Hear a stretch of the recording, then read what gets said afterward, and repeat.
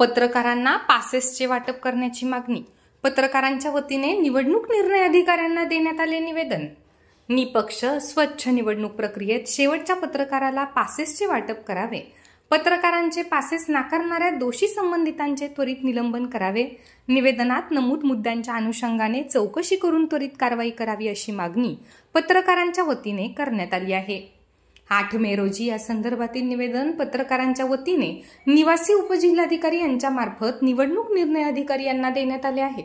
या निवेदनावर पत्रकार संघाचे जिल्हाध्यक्ष चंद्रकांत बर्दे, सुभाष लहाने, भानुदास लकडे, नितीन शिरसाट, दिनेश मुडे, सिद्धार्थ आराख, लक्ष्मीकांत बगाडे, सुनील तिझारे, ॲडव्होकेट सतीशचंद्र रोठे, नदीम शेख, रेहमत अली, गणेश निकम, शेख असिफ, अजय काकडे, रमेश उगले, संदीप वंत्रोले, शौकत शहा, रवींद्र वाघ, देवानंद वानखेडे आदींच्या स्वाक्षऱ्या आहेत.